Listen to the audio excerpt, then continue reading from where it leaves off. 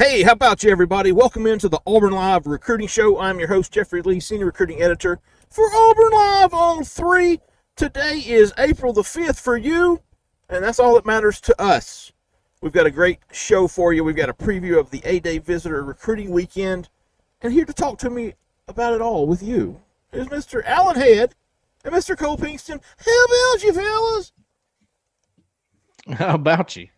How about you, big dog? All right. I am broadcasting semi-live from the cab of a Toyota 4x4, having spent the evening in the woods clucking and purring and cutting my way into no success whatsoever. However, it will not stop us. It will not keep us from bringing you the show. We're going to get to a lot of questions from the corner. We're going to talk about who signed Longstreet, one of the biggest visitors of the weekend, if not the biggest, at least when the 2025 class is considered, considering the 2025 class is concerned, not considered. But first, before we get to it, we are going to talk about a realtor in the Auburn Opelika area, Lee County area, the extended version of your Auburn University campus. Miss Jessica Andrews with the Talents Group, folks. If you're looking for a realtor, if you need some help selling a house, buying a house, she is the one for you. Look no further. Give her a call, 334-704-4442. She is a 5-star realtor. If you don't believe me, just ask me, and I'll tell you that she is absolutely a 5-star realtor. Give her a try, and then you can tell me that, hey, you were telling the truth. And if you don't say that, I'll call you a liar. Give her a call, 334-704-4442. Tell her we sent you. All right, folks, let's talk about to me, the biggest news of the weekend coming up is the return of Mr. Husan Longstreet, the number 7 quarterback in the country, if I'm not mistaken. He is from Corona, California. He visited last week, and he is coming back, I think Friday, to spend the night, spend Saturday in Auburn, and then make a decision, I believe, on April the 14th. Is that right? That is my understanding, Jeffrey. Has visited Ole Miss earlier this week. I think he was going to Oregon at some point. But we all believe, as well as anybody else who follows his recruitment, this is a 2-team battle, really, realistically, between Auburn and Texas A&M. Guys, we talked a little bit about it on the call-in show on Sunday, but, you know, how big is this visit to you, Mr. Cole Pinkston, for Auburn? It's the most important. It's the most important visit of the year so far. Completely because I don't think it's a done deal yet. I'll put it that way.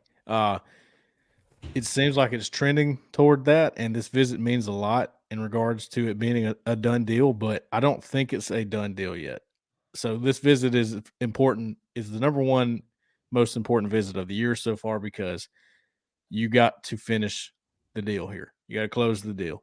Because you got all the momentum right now. If you're Auburn, you got him coming back like you thought would be the kicker, and got to close the deal. I say it's not done yet, but trending that way. Trending in a good way, Mr. Allen Head? I think so. I mean, look at the week the young man's had. He spent Monday and Tuesday in Oxford visiting with Ole Miss and Lane Kiffin, then flies all the way back out to the West Coast to spend the next 2 days, Wednesday and Thursday, in Eugene, to then turn around and fly back southeast and come to Auburn after you just visited 2 weekends ago. So it shows you how much he wants to be at Auburn this weekend. It shows you how valuable he is to Hugh Freeze and how we've prioritized him in this class. We've talked a considerable amount at getting a premium quarterback in this class and building your class around it. At this point, Husan Longstreet is the guy. That's who they want to build this class around, in my opinion. And having everything go right, and as Cole said, sealing the deal, that is the absolute number one thing on the line this weekend. If nothing else matters from a recruiting standpoint. Now, obviously, there are other objectives as it pertains to football that you want to see. But from a recruiting perspective, doing what you need to do to get a premium quarterback in this class, and not just a premium one that fits your scheme. This is a kid that can run the RPO. You can use him in the quarterback run game. Very football savvy, smart. He's obviously already done a fantastic job at the Elite 11 regional circuit, I think, out in LA. He's going to be a finalist here relatively soon. But, I mean, he stacks up as one of the top 10 quarterbacks in the country and maybe even a top 5 guy when it's all said and done. So getting a caliber of that quarterback in this class this early that you can build around, absolutely massive. And I do believe it's trending in the right way. Otherwise, he wouldn't be in Auburn this weekend. I mean, he could easily say, you know what, I'm worn out, I'm tired. I've taken 4 visits here all right in a row.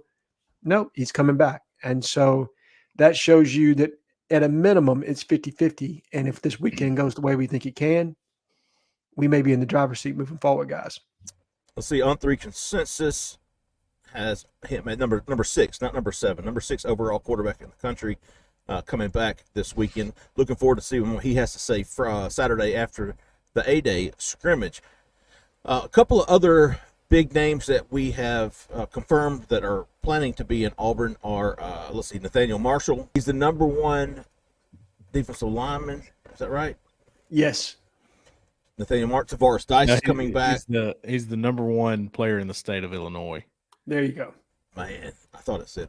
Oh, I see the ST. That means state. Number 3 defensive lineman overall, and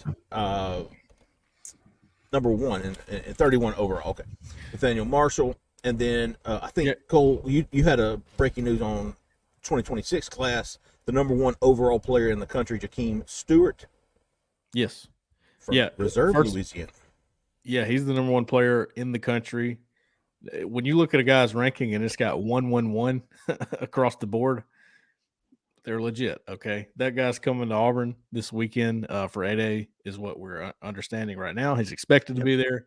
I know there was another time he was expected to be at Auburn, didn't make it, so that's why I say that expected. We need to make sure, but I want to see him there. But that's a big deal. Nathaniel Marshall, I just want to point out, he's from Illinois. Vontrell King Williams, if you don't know, is from the Chicago area, I believe. That's correct. So you have a connection there, and I believe Vontrell King Williams was almost leading that recruitment back when Nathaniel Marshall visited for the Ole Miss game during the last season. He was the go-between. He was the contact. So now that Vontrell King Williams is the main guy, might want to watch out for Nathaniel Marshall here. I don't know. I need to learn more about him, but he's somebody that I've got to keep on my radar a little bit more closely than we have, for sure. And that's one I mentioned when Jeffrey put his list out a couple weeks back, and we were talking about premium defensive linemen we could add in this class. That's one that just jumped out to me because of where Vontrell Williams is from and the roots he has to the Midwest. So I'm with you, Cole. What that young man says coming out of this weekend going to be very interesting to me. And I think he's somebody, when you look at the state of Illinois, there are teams that recruit that state relatively well, but Illinois itself, the state school, is not a powerhouse. So you're not necessarily scared about going in and trying to pluck an in-state kid. That's going to be interesting. With ties there, I'm really going to be interested to see what you guys report coming out of that one. Yep. Jakeem Stewart from Reserve, Louisiana, St. Augustine. If I'm not mistaken, man, Auburn had a kid. He was a 4-star linebacker back in the day, son. But remember the quarterback who was from Reserve, Louisiana? Who was that? Oh, gosh. He went to LSU. Noel Narcisse or something like that. It was Narcisse. It was Narcisse. Yeah. Because he committed to us and then decommitted. Lowell. Yeah. Lowell was his first name. Yeah, he was he visited Auburn a couple of times. Committed, I believe. I think he was a commitment at one point and then decommitted. Yeah, there was a Horton kid from St. Augustine. He was from Louisiana. Signed with Auburn. I'll have to come back to this kid because oh man. Something like that. I'll come back to it. Anyways, we're going to have Saturday. We'll have a live recruiting thread as these other kids. Listen, there's going to be a lot of kids we don't have confirmed before they show up. There, a lot of them are going to show up. We're going to have them all at Auburn Live on 3. One quick little plug. Don't forget about the Corey Raymond. It wasn't him, but yes, he was. This kid was Alonzo Horton. Okay. Was that him? Big Zoe Horton, yeah.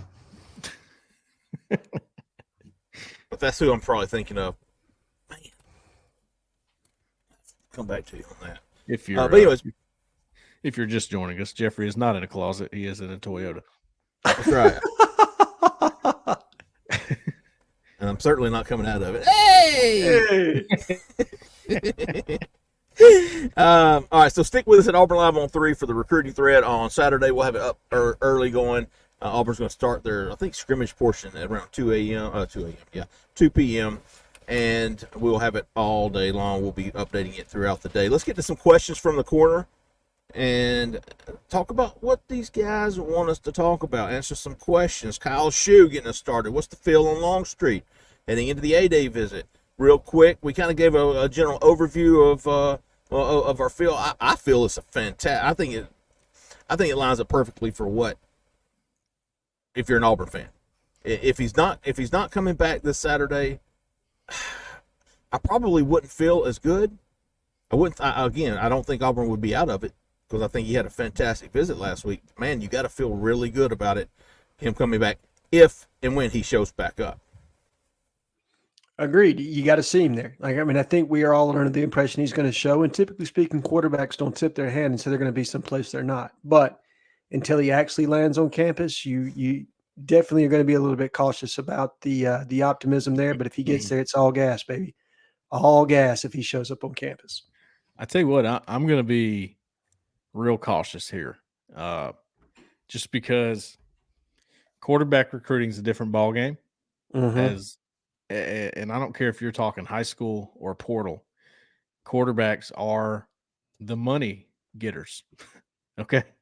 That's the bottom line. It's the exact same in the NFL. Now, I don't know who signed Longstreet all that personally, so I don't know if that's the big thing for him. I think, Jeffrey, you asked him about NIL. Is that important to you? And he said, yeah, it's going to be there. It's going to be there wherever I go. So honest answer there. Yeah. And so, look, I'm being cautious here because I know how much people covet him. Texas A&M, they don't want to lose him. Ole Miss just had him for 2 days, okay? But, again, the visit is what we've talked about this whole time would probably be the turning point if he came back for A-Day. Now he's coming back. If today were signing day, I'd pick Texas A&M. After the visit, I'd probably pick Auburn, depending on what I hear from that visit.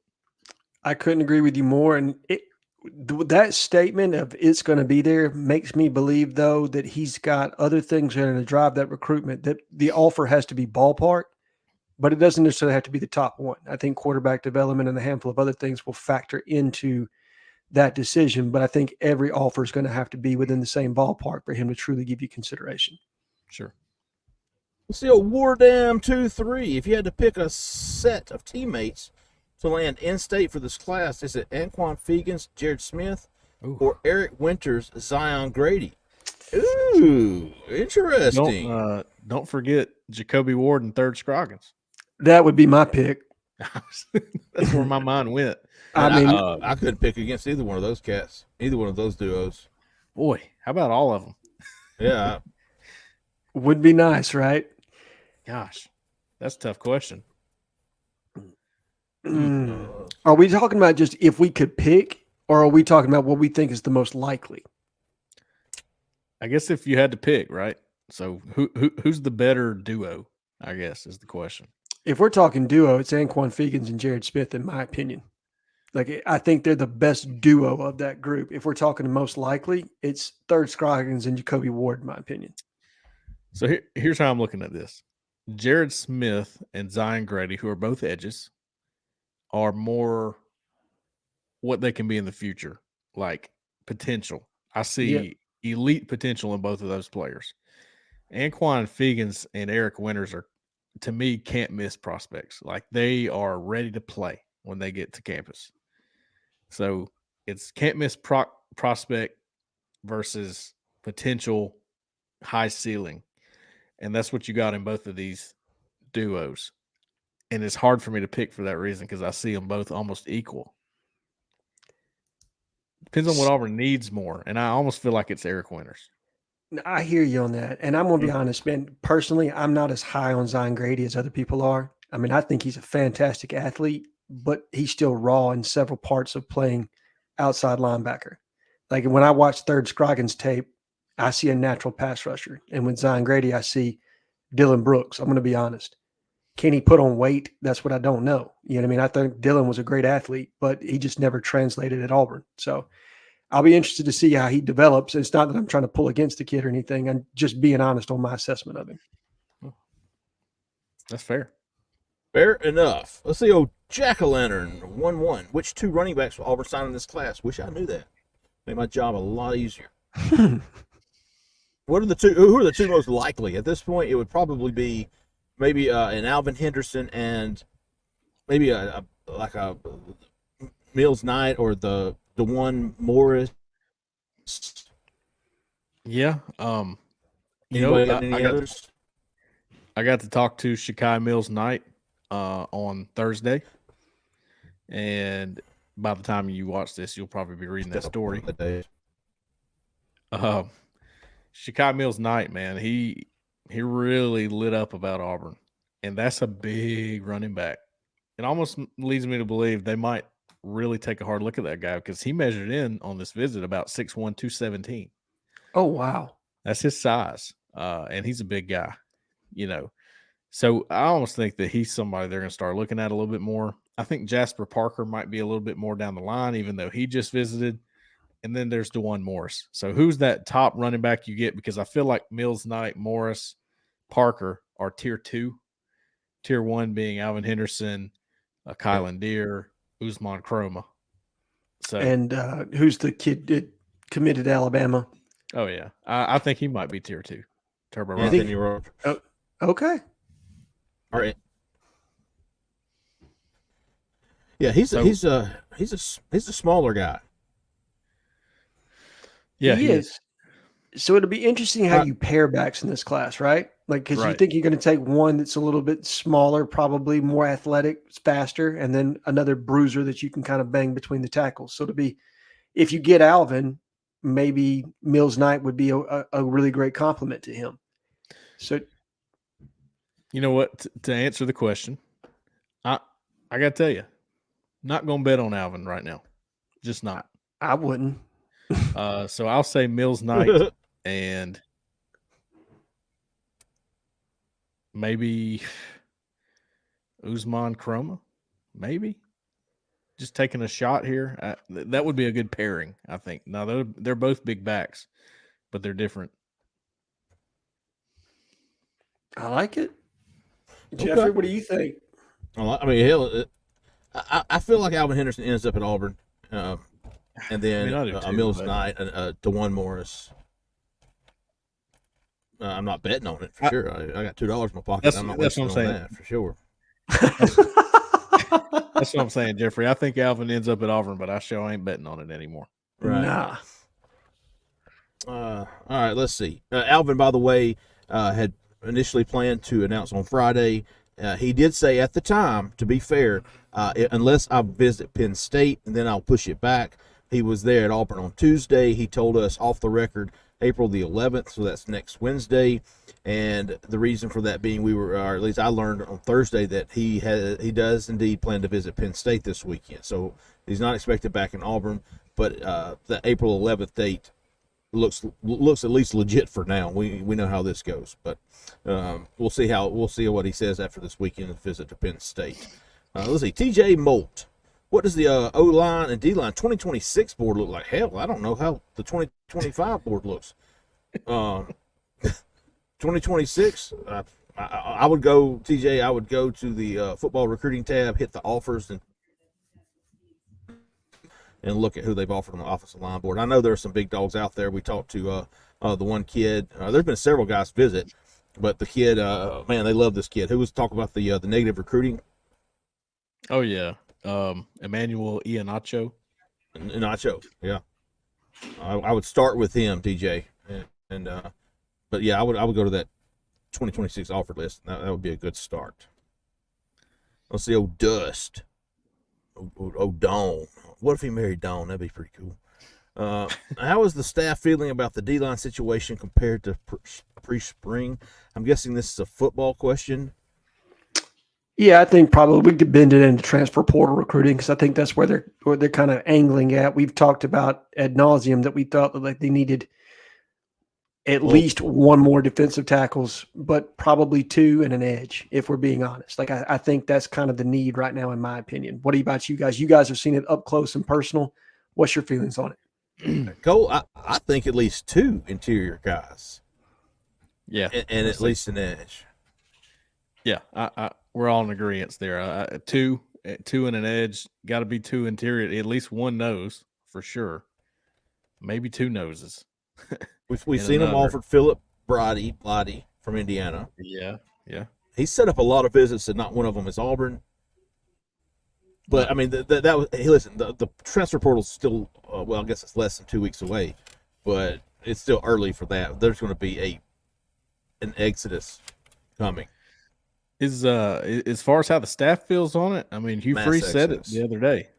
Hugh Freeze said, we're probably going to need some portal help at D-line. And in my experience, for a head coach to come out and say that, that's pretty telling. Yeah, pretty transparent. We appreciate it. Yeah. See, Jimmy Saxon, big dog. Do you think the 2025 class will include any consensus 5 stars? Woo! Consensus 5 stars, so not many of those, are there? No. Well, who's the best shot at being one? Husan Longstreet, I would think. You go to player rankings. I would think Naeem offered if you got back in it with him. Sure. Offered, that's your best shot right there. Juju Lewis, that doesn't seem possible. Andrew Babalola, maybe. Yeah. Oh, yeah. Andrew Babalola, absolutely. Josh Petty. Josh Petty, yes. Caleb Cunningham, maybe. Caleb Cunningham. For sure, Caleb Cunningham's a consensus 5. I tell you what, though, if it was 1.5, I'd take the under. I would. I think you're probably talking 1 5-star in this class, and then you're stacked with a lot of 4-star talent to go along with. A lot of top 250, top 300 guys. Yep. Yeah. I agree. Let's see. T. Phillips, 1007. What's the update on basketball portal recruiting? Well, talked to J.P. Pegues. What was that, Wednesday night? He visited South Carolina this past weekend, visited Auburn Tuesday and Wednesday. He's going to visit Florida after the dead period ends on April the 11th. So he'll be at Florida Friday week, or next Friday for you all listening. And then he's going to make a decision. But by that time, I believe we will see Miles Rice have visited, or I'm thinking next weekend Miles Rice comes in for a visit. Those are your 2 point guards that Auburn has targeted early, and they're both extremely high on the board. Auburn would like to get one of those 2 guys, and then maybe a 4, Alan? Yeah, I think a 4. They've kicked the tires on DJ Burns out of Youngstown State. I think they've also talked to another young man from TCU. That was what was reported by Justin, I believe, but not exactly sure how much interest we have there. But absolutely a 4, maybe another 2 contingent on, or another point contingent on what happens with Aiden Holloway. Right. Obviously, Trey Donaldson's in the portal right now, so you kind of have some unassuredness there. Although it would be really tough to pull 2 portal point guards. In my opinion, you may have to go to junior college or some other place, contingent on how that position shakes out somewhat, and then maybe even another backup 5. But for sure, a point and a 4, Jeffrey, you're at your spot on there, and then maybe another guard, depending on what happens with Trey or Aiden. Wardam 2-3, over and under 3.5 commitments before we host our first OV in May. 3.5 commitments. 3.5 commitments. That could be Husan Longstreet, could be Alvin Henderson, could be a surprise or 2. I'll say under. I say over. Okay. Jacoby Ward. Jacoby Ward would be 3. Carday Smith, maybe, if he pushes his up. Smith, Jamichael Garrett. There's several. Hezekiah Harris, who's going to be back for 8 Okay. I like it. If we're counting 2026, then I'll go over. If we're going 2025 exclusively, I'm going to go under, just because I don't know what Eric Winters is going to do. I think there's one that said he's going to wait, that I think could pop. I'm not going to throw that name out there just yet, but he might have a commitment. Don't know what Alvin's going to do just yet. I think he absolutely could pick Auburn. I think he could absolutely pick somebody else too. It wouldn't surprise me. And then obviously Houston Longstreet. So there's a potential to be over on that. I mean, that's 4 guys right there. But does that happen, or do people get talked into taking visits? That's the tough part of this year, man, because there are going to be so many teams that are pressing these kids. Come visit, don't commit. Come visit, don't commit. Wait till June to commit or July to commit. A lot of pressure on them. So it'll be interesting to see how it all shakes out. Let's see what Smitty J, you know what I'm saying? All right, any targets or commits, potential day one starters as true freshmen?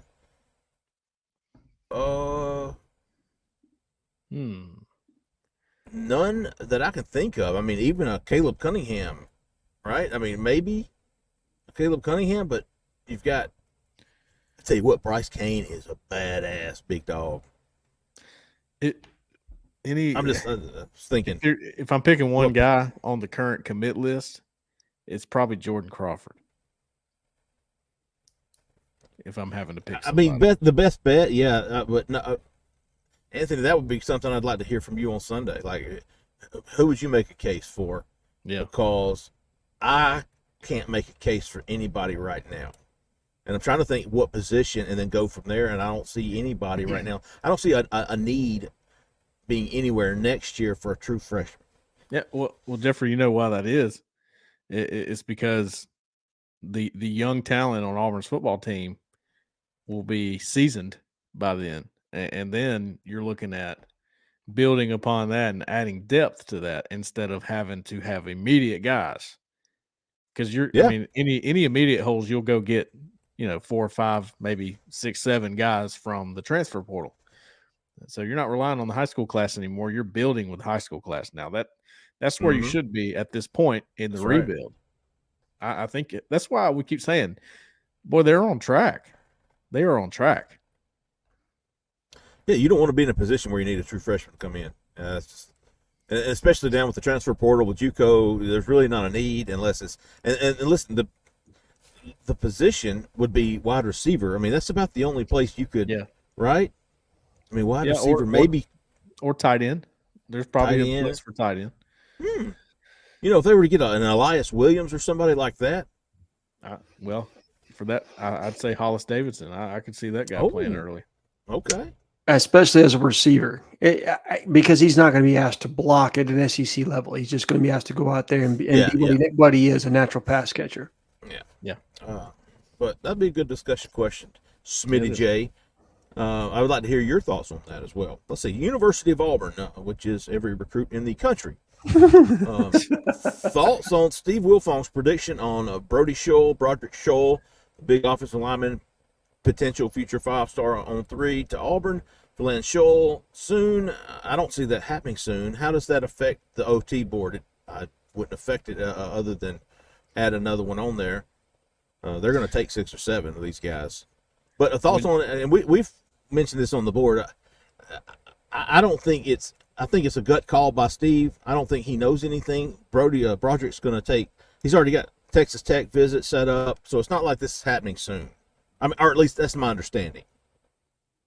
So, when you land a guy like Scholl is what I would consider a tier 1 guy for Auburn.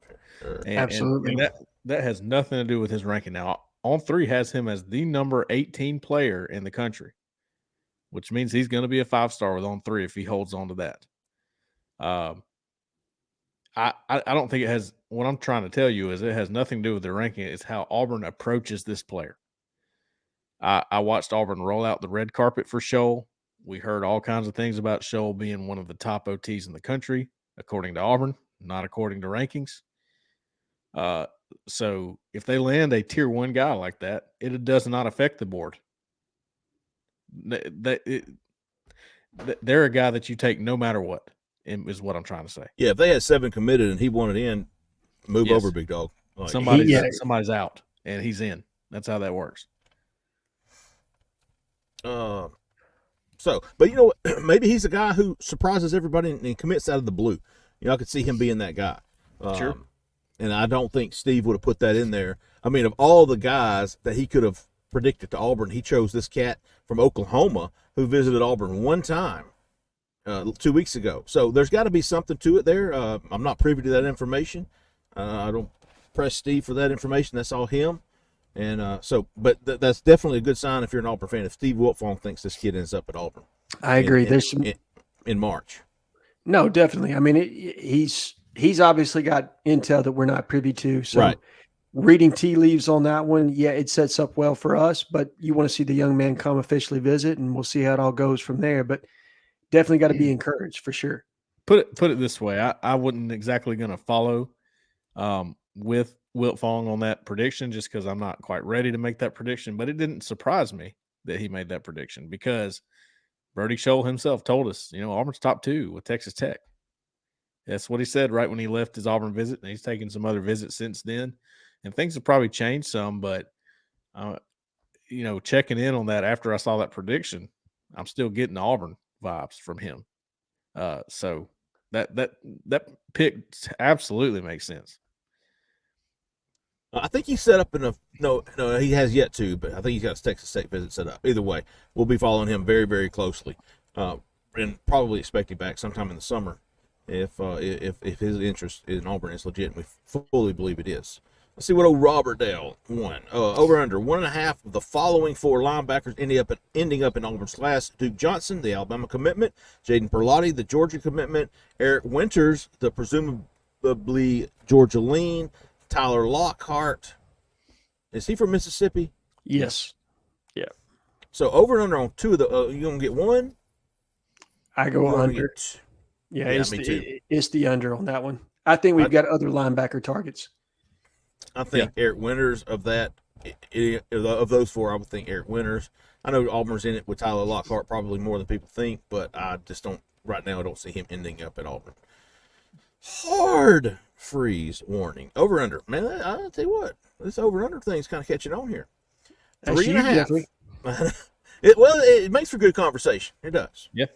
Good discussion questions. Over under 3.5. How many transfer out and brought in after spring? Oh, I'd definitely taken the over on that. How many 5-star sign in the December class? We said 1 earlier. I think we'll stick with that. But over and under 3.5 on does anybody disagree with that? Definitely going over on the out and definitely going over on the in. Yeah, I think you're probably looking 5 to 6 on the in and probably 4 to 6 on the out, if I had to guess, just given what little bit I've been able to pick up. Yep, yeah, I think 5.5 might be a better over under there, and that would be. I mean, like you said, we're expecting anywhere. I think 5 to 6, and you're replacing the ones that are even pretty much right. I mean, those numbers are probably going to be pretty similar. I would think so. I mean, they may try to take even more than that because they've got space. They've got space for 5 guys right now. Now they may reward some walk-ons. You've got a couple guys like the kid that transferred in from Baylor. They may put him on scholarship. Great. A handful of others. Econ 24. Now let's see. Give me your best hot take. Yeah, give me your hot takes are done, son. Give me your best hot take for the upcoming football season. Team, individual, or coaching related. Hot take. Let's see. Hot take. Hey, I got you a hot take. Peyton Thorne will be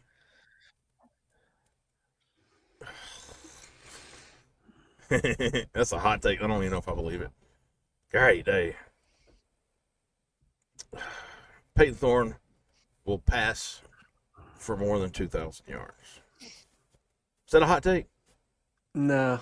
I was going to say like a big season.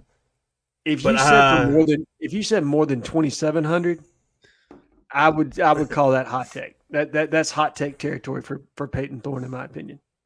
Man, I after seeing practice again Tuesday, full practice, and seeing all the quarterbacks throw, I was going to make my hot take there, but I don't know that I have the confidence to do that. Okay, I got one. I had to think about this for a minute. Mine is actually it's going way totally different path here. My hot take is that one player that you absolutely do not want to leave is going to transfer out. And one player that is really, really good is going to transfer in. I mean, really good. You're going to love it. That's my hot take. Zach in the back says Keldrick Falk finishes top 5 in the SEC for sacks. It's a pretty big hot take, true sophomore. I will say this, Auburn starting quarterback, whomever it shall be, will be top 5 in touchdown passes. Okay. That's that's hot take. Mine was similar to Zach's, but I'm going to put J-Mac as our first double-digit sack guy. Ooh, that's good. I like it. Let's see. Tigers Unlimited. We have a real shot with Nathaniel Marshall? Talked about this kid earlier. He's the kid from Chi-Town. Is that right?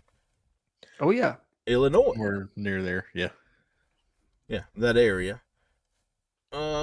Real shot, Cole. You think so? I have no reason to doubt you. I think Vontrell King Williams is obviously going to be big here. I tell you what, we probably had a better feel on this kid Saturday after we talked to him. Yeah, that's what I was going to say. Real shot, yes. I don't know enough about him to say how much right now, but there's some connections there that make sense. That's what we're saying. How much does having 2 other Illinois natives on the team, and Sam Jackson and Peyton Thorne, also help contribute to this recruitment? I mean, maybe they can connect with the young man a little bit and let him know some about Auburn. So, and you got to think this guy's already been to an Auburn game, so he is he's wanting to come back. He's wanting to come back, and he chooses a weekend where there's going to be a game atmosphere. So that obviously meant something to him. Oh, let's see. Tuskegee Tiger. Hey, this is a good guy, man. I've been following him. He's a new member. How can y'all know a kid's special just by watching? What traits do y'all look for when scouting those kids? This is a y'all question. What are y'all looking for? Cole, why don't you go ahead and start? Because I know what I only look for. I look for ass. You know what I'm saying? If it's defensive lineman, I'm definitely looking at how big their ass is. That's for sure. Yeah. It depends on the position. Yeah. Very dependent on the position. If I'm looking at lines of scrimmage, I want to see domination first. But really, then you get into what level they play in high school. It's more about the feet. You got to have feet as a big guy. And I'm not talking good feet for a big guy. I mean good feet, period. We're not talking about just, hey, he's big and he's got pretty good feet for somebody who weighs 300 pounds. No, they got good feet and they can match up with anybody on the football field. To me, Tavares Dice fit that description so perfectly. And Auburn felt the exact same way because just like I was talking about with Brody Scholl, Tavares Dice was in the tier 1 category for Auburn. No, I mean, I think you're spot on. That's definitely something as far as feet, better than functional athleticism. I mean, I think those are all pluses when you're talking about offensive lineman or big man recruiting, period. If you're talking wide receiver, for me, it's balance and body control. That's the defining factor. That's a big one. If you're running backs, obviously, size, speed, frame, all that's going to play a part, but it's the vision and the patience that separate them for me. Those are the things that you're looking at when you're taking a peek at highlights. Do they do those things? Because that's what makes them special. Do they see that cutback lane that other backs don't see? Do they have the ability to accelerate and cut in and out of their breaks, at top end speed? So those are just a few things that when you're trying to separate good to special, those are some factors that come into play for me for sure. And Zach in the back says bend in an edge or a defensive lineman. You got to have bend. In other words, they're not stiff. They're able to be flexible. They can get their ear to the ground, turn the corner. That's a big deal. And to me, the exemplary guy of that is Third Scroggins. When you watch his tape, Cole, he is a natural pass rusher. He just has that bend. His tape reminds me a lot of Jamonte Waller's last year. A lot. Except Third Scroggins is about 6'3". That's the difference. See, he looks like D Ford. When I see him, that initial twitch off the ball and then that bend that he has to be able to get to the quarterback and then to be at his age and then to show the COD that he has to be able to put his foot in the ground, plant, and go the other direction and chase. he's got some, and I saw him long arm a guy. I mean, he's got some technique to him. So it's not just all speed rush off the edge. But I really love that kid. I know I'm probably homering on him, but regardless of who lands that kid, I really think he's going to be a steal. I honestly do. Yeah, if you're wanting to know more about his recruitment, it sounds like Auburn and Tennessee might be the top two for him. I think it's going to be an Auburn-Tennessee battle, which is – I was just talking to Christian Clemente about this. You don't see many Auburn-Tennessee battles. That is not a school that Auburn's in battles with a lot these days for whatever reason. Sylvester Smith's the last one I can remember being an Auburn-Tennessee battle. Sylvester Smith, yeah. I mean, I can't think of many others, but the kid from Hanley, Dylan Brooks, you mentioned him earlier. Oh yeah, Dylan Brooks, Mike Matthews, but Auburn really didn't have much of a chance with him. No. Justin Williams was a running back that was, never could really figure out if he was a take for Auburn. He went to Tennessee. Anyway, seems like those two schools are standing out over the pack for Third Scroggins. I'd give Auburn a slight edge right now. I think that's fair. Jeffrey, I heard that Cole, what I didn't hear, I saw it reported. He said that you interviewed Third and said he sounded like Nosa Igwe to you. He gave me that vibe. He was very studious. He was very high character kid. A good representative of his family, of his high school. Just Nosa is just a 5-star guy. And this kid reminded me of him. He carried himself like Nosa did. I tell you what, man. Go ahead, Cole. Jacoby Ward was the same way, and their team absolutely over there at St. Benedictine military school. Props to that school. They do a good job with those guys. Evidently. Well, if you play like Third Scroggin does on tape, and then you act like Nosa Igwe off the field, you got a future. Sign me up. Okay, right. We are going to be signing up a lot of recruits this weekend. We're going to be all over it. It's going to be fun. It's going to be a busy weekend. Of course, transfer portal's coming up too.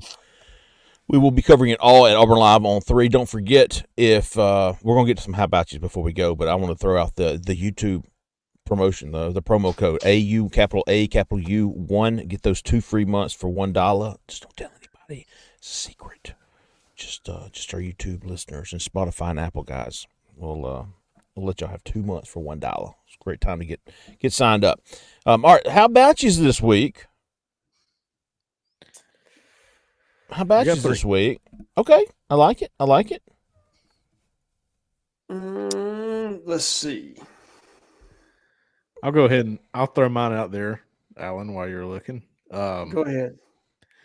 Braden, that's Braeden, and he takes that very seriously. Okay. How he spells it. I like it. He posted in our Auburn Live A-Day Shindig thread that we all need to username name tags so people can continue their beefs in person and we can see who the real Fred is. I would love that. Oh, man. I think I'm going to have that option there. I would love if people had the sticker on. Like, yeah, for sure. Sometimes when you ask them and they say it, it's one of those weird ones. They're like, you can't understand what they're saying. I'm like, oh yeah, I know you. But if I see it, I'll be like, man, hell yeah. So, all right, Braden, how about you? How about you, Braden? Braden, South College. Okay, I like old South College. South College gets one, and then old Cameron Cade, and I'm sure he will get one from you. The funniest response ever. All right, Alan Head, who you got, big dog? I got Denim Vest. He had me rolling a little bit this week. Basketball and then, guy. Yeah. And then let's go with Zay Allen 11. I thought he had some good posts this week. And then stats don't matter. Those are my 3. Good. That's a good one. Times 2 for old stats. Classic. Times 2 for old stats.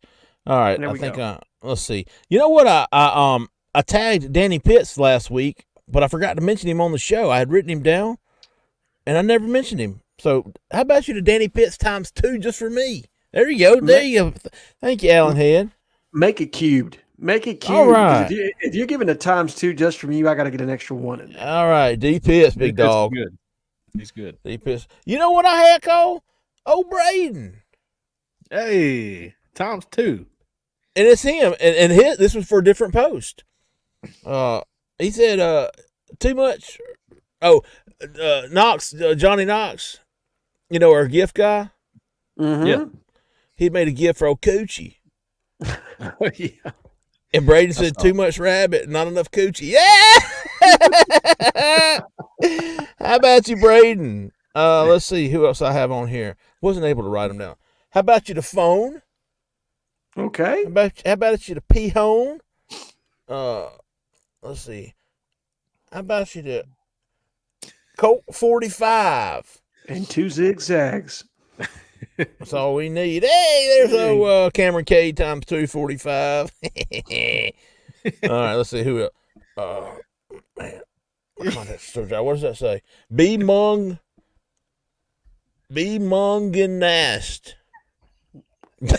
We need to get Jeffrey some of them Jimbo glasses, bro. Here it comes coming into focus. Be Munganast. He said my kids look like those kids off of Talladega Nights. Oh, and that's it. I'm going to come at you like a spider monkey chip. I'm all jacked up on Mountain Dew, big dog. That wasn't me as a kid. It looked like Brooks, though, for sure. Oh, by the way, let's talk about this shindig real quick. Let me give everybody a reminder. We're going to be at Bunkers in Auburn. It's on West Glen Avenue. There's parking garage right behind Bunkers. I mean, it's attached.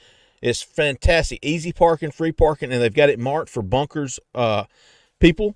So pull in there behind. It's on the other side of Waffle House. So you got Live Oaks down there. You got Waffle House, and then Bunkers is over there next on the other side of Waffle House from College Street. If you turn off College Street on West Glen, it's Live Oaks, Waffle House, and then Bunkers is in the corner of this big parking apartment building. Pull in there, and it'll say Bunkers Parking. Go back there, park in the parking garage, free parking. And we'll be there from 6 to whenever. I know I'm leaving at 9-ish, 10. I got to be home by 10, Jessica said. We've got a big, long day Saturday. Got to get some sleep. Do not need to be needing water on a Saturday, Cole. Cole walking there all red-eyed and shit. No, you don't need to do all that. All right, well, that's going to wrap it up, man. Another great week. Y'all look forward to the covers this weekend, A-Day, and then we'll be back Sunday night with the call-in show. Appreciate everybody listening. We appreciate everybody watching. We truly do. For Alan Head, for Cole Pinkston, for Zach in the back. Who stayed in the back? I'm Jeffrey Lee, man. Y'all stay that left lane. See ya.